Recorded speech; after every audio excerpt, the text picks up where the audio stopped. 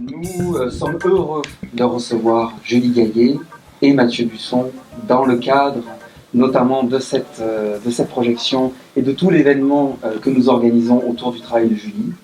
Donc en 3 phases. Ce soir, c'est la phase co-réalisatrice, co-documentariste. Nous ferons la phase actrice et productrice par la suite, donc jusqu'à jeudi avec la première de Tollard, et notamment aussi la présentation avec la Cinémathèque. Mais ça faisait partie du plaisir de venir à Montréal et à Cinémania, de savoir que j'allais aussi présenter Cinéaste 1 et 2, que j'allais pouvoir présenter La Turbulence des fluides, j'allais pouvoir présenter 8 fois debout. J'étais très touchée de ça.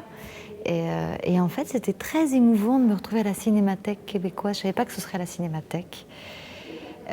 Et ensuite, la première projection qui est plus évidente de Cinéaste 1, donc qui est sur les réalisatrices françaises, parce qu'on pose souvent la question aux femmes de est-ce qu'il existe, enfin, qu'est-ce que c'est qu'un cinéma de femmes ou pas. Il y avait plein de questions, mais voilà, ça j'avais l'impression d'avoir déjà vécu. Alors que Cinéaste 2, qu'on vient de terminer, qui est sur les hommes, à qui on pose cette même question, mais à qui on la pose jamais, en fait c'était hyper agréable, parce que j'ai vraiment senti ça,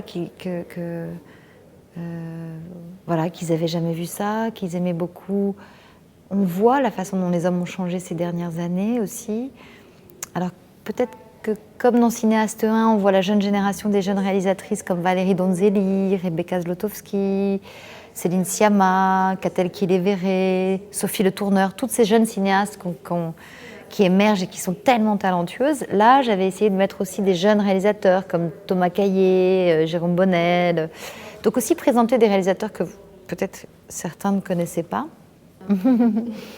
Alors, le modèle féminin dans l'industrie du cinéma, et j'en parle dans les deux, c'est Alice Guy. C'est la première femme qui a poussé Gaumont à aller vers le cinéma et qui a fait de la fiction avec des costumes, des décors. Dans Cinéaste 2, on voit un extrait à la fin d'un homme, Scorsese, qui parle d'elle.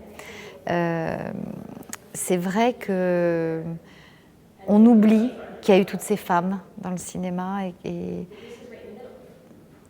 que ce n'est pas une question de sexe, c'est une question de sensibilité, de passion. C'est un métier de passionné. Je pense que c'est difficile pour un homme ou pour une femme aujourd'hui, voilà, de toute façon, de réaliser des films. Et je pense que voilà, c'est ce que disait Agnès Varda. Si on pense que ça va être facile, écoutez, retournez à la maison, faire du repassage.